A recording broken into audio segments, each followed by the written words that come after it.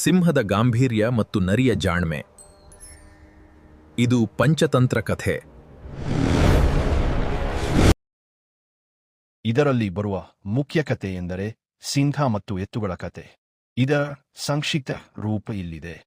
ಮಿತ್ರಭೇದ, ಪಿಂಗಳಕ ಮತ್ತು ಸಂಜೀವಕನ ಕಥೆ. ಬಹಳ ಹಿಂದಿನ ಕಾಲದಲ್ಲಿ ಪಿಂಗಳಕ ಎಂಬ ಹೆಸರಿನ ಸಿಂಹ ಒಂದು ಕಾಡಿನ ರಾಜನಾಗಿತ್ತು. ಒಂದು ದಿನ ವ್ಯಾಪಾರಿಯೊಬ್ಬನ ಬಂಡಿಯನ್ನು ಎಳೆಯುತ್ತಿದ್ದ ಸಂಜೀವಕ್ ಎಂಬ ಎತ್ತು ಕಾಲು ಜಾರಿ ಕಾಡಿನಲ್ಲಿ ಬಿದ್ದು ಬಿಡುತ್ತದೆ. ವ್ಯಾಪಾರಿ ಅದನ್ನು ಅಲ್ಲಿಯೇ ಬಿಟ್ಟು ಹೋಗುತ್ತಾನೆ. ಹಸಿರು ಹುಲ್ಲನ್ನು ತಿಂದು ಸಂಜೀವಕನು ಬಹಳ ಬಲಿಷ್ಠನಾಗಿ ಬೆಳೆಯುತ್ತಾನೆ ಮತ್ತು ಜೋರಾಗಿ ಅರಚತೊಡಗುತ್ತಾನೆ. ಕಥೆಯ ತಿರುವು. ಸಿಂಹವಾದ ಪಿಂಗಳಕ ಈ ಮೊದಲು ಎಂದು ಎತ್ತಿನ ಅರಚಾಟವನ್ನು ಕೇಳಿರಲಿಲ್ಲ. ಆ ಶಬ್ದವನ್ನು ಕೇಳಿ ಹೆದರಿದ ಸಿಂಹವು ನದಿಯ ದಡದಲ್ಲಿ ಸುಮ್ಮನೆ ಕುಳಿತು ಬಿಡುತ್ತದೆ. ಇದನ್ನು ಗಮನಿಸಿದ ಸಿಂಹದ ಮಂತ್ರಿಗಳಾದ ಕರಟಕ ಮತ್ತು ದಮನಕ ಎಂಬ ಎರಡು ನರಿಗಳು ಜಾಕಲ್ಸ್ ಚರ್ಚೆ ಮಾಡುತ್ತವೆ. ದಮನಕನು ಬಹಳ ಚತುರ ಮತ್ತು ಅಧಿಕಾರದಾಹಿ.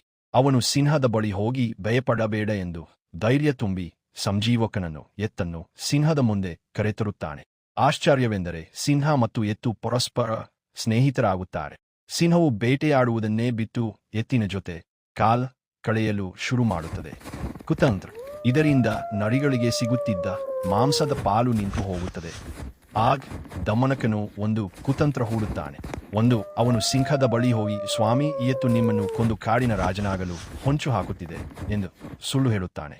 2. ನಂತರ ಎತ್ತಿನ ಬಳಿ ಹೋಗಿ, ಸಿಂಹವು ಇಂದು ನಿನ್ನನ್ನು ಕೊಂದು ತಿನ್ನಲು ನಿರ್ಧರಿಸಿದೆ ಎಂದು ನಂಬಿಸುತ್ತಾನೆ. ಅಂತ್ಯ.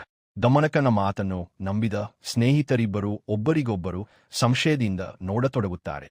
ಕಾಳಗ ಶುರುವಾಗಿ ಕೊನೆಗೆ ಸಿಂಹವು ತನ್ನ ಪ್ರಾಣಪ್ರಿಯ ಗೆಳೆಯನಾದ ಎತ್ತನ್ನು ಕೊಲ್ಲುತ್ತದೆ. ದಮನಕನು ತನಗೆ ಬೇಕಾದ ಅಧಿಕಾರ ಮತ್ತು ಆಹಾರವನ್ನು ಪಡೆಯುತ್ತಾನೆ. ಈ ಕಥೆಯ ನೀತಿ.